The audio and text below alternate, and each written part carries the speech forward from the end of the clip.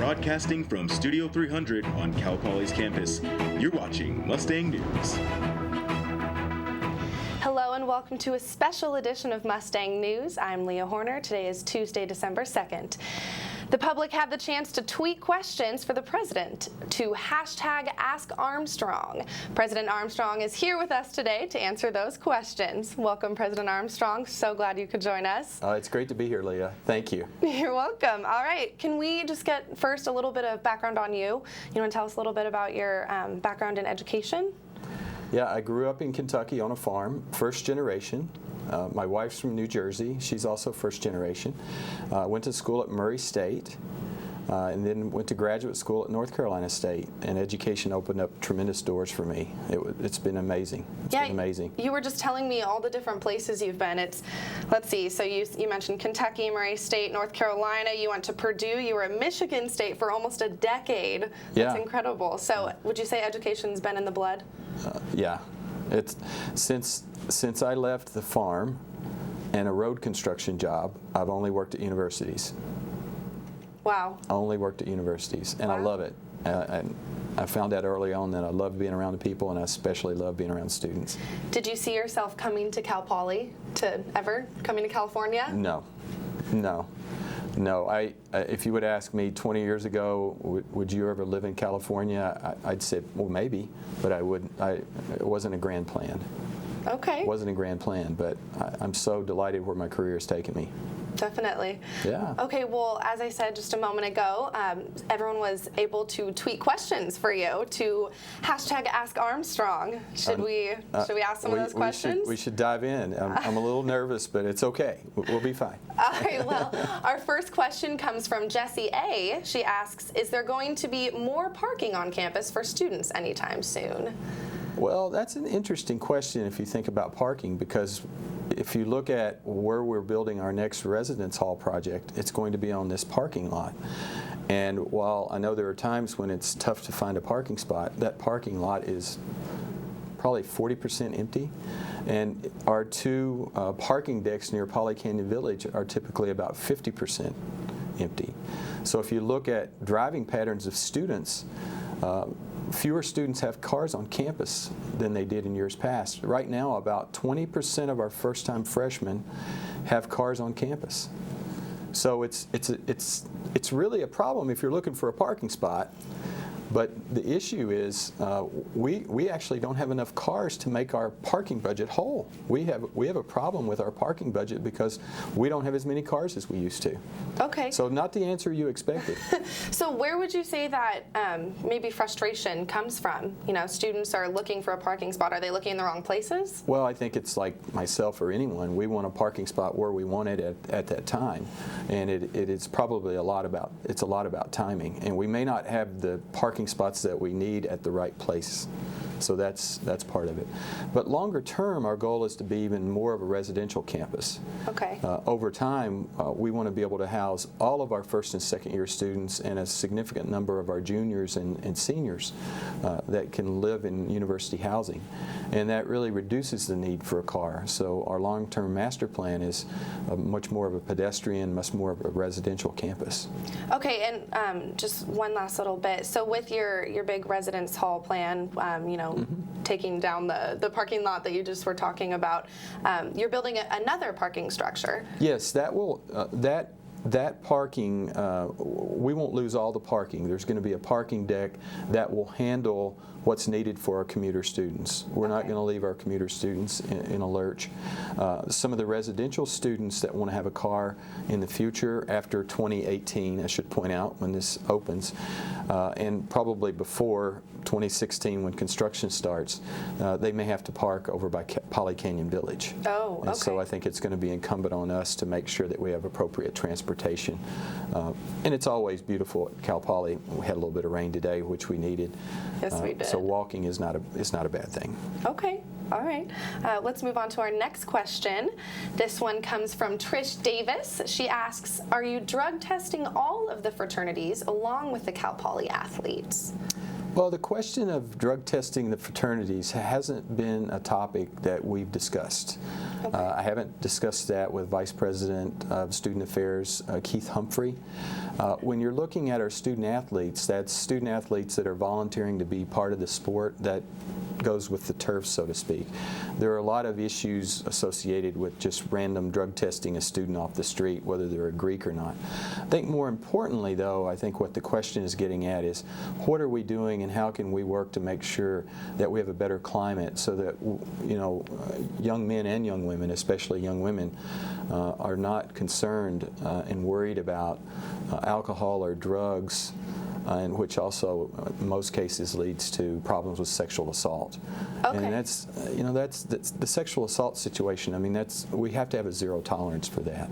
And we also want to reduce the situations that lead to that. And we know that most sexual assaults occur people that know each other, and most sexual assaults occur when alcohol or drugs are involved. Okay, so you mentioned that athletes choose to be, you know, on athletic teams, so they're subjecting themselves to testing. Could one argue you choose to be in a fraternity or a sorority, so why not hold them to the same standards, especially with recent events that have happened with fraternities? Yeah, and I think that is a valid question and one that could be debated. But I think we have to look at numerous other tools that we have and ways that we're working with the Greek community and making sure that they're abiding by the rules. There are a whole set of rules that have been put in place, and there have been an enhanced set of rules put in place over the last couple of years as part of the discussion and moving away from fall deferment and many other things. So I can't answer the question of whether that's something we would do in the future, but there are many, many questions and discussions before we would ever consider doing something like that. There's many other tools in the tool chest that need to be used. Okay, let's move on to another question. This one's a little more lighthearted. What do you say? This is from Chris. Cats or dogs?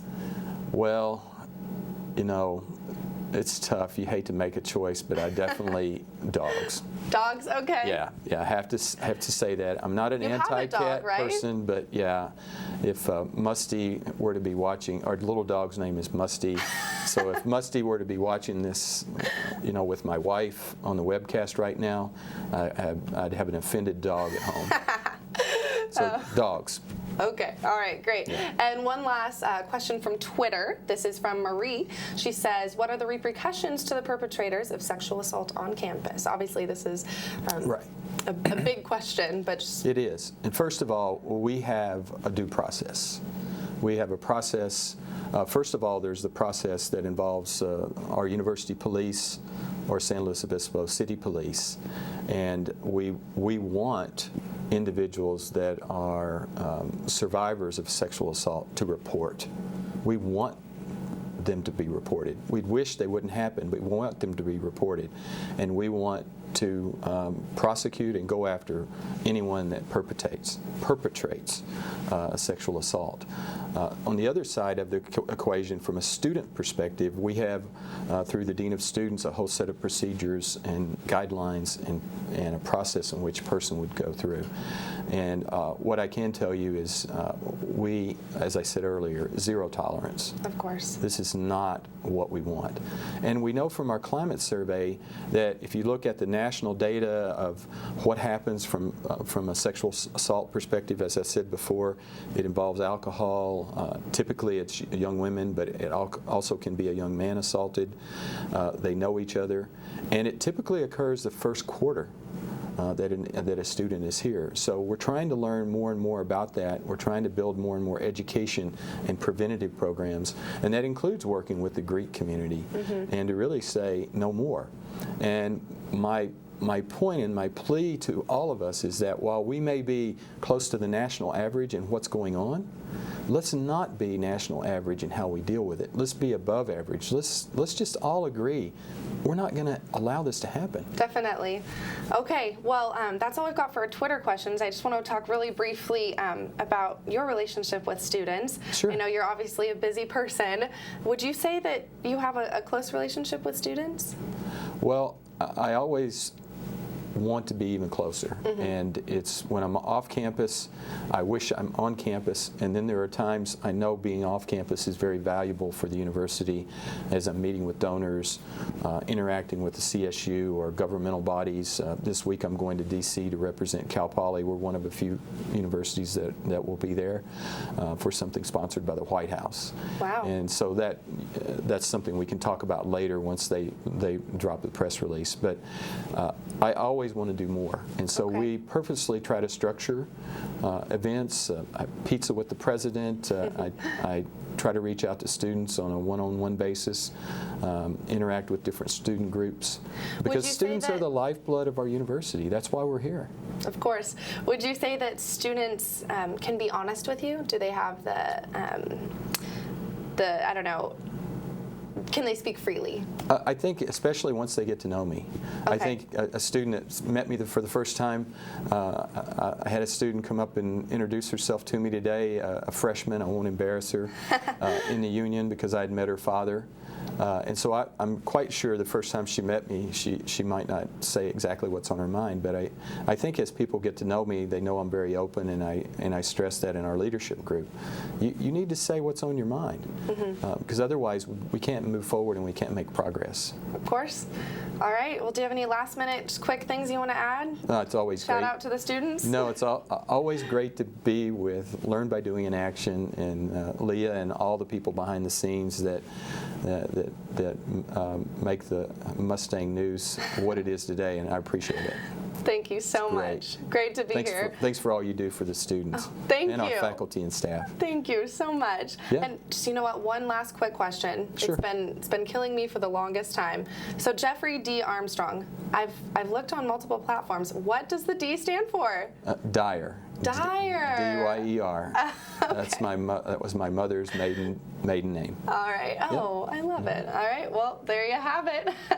That's all we've got time for. You can check mustangnews.net for continuous updates. Have a great day.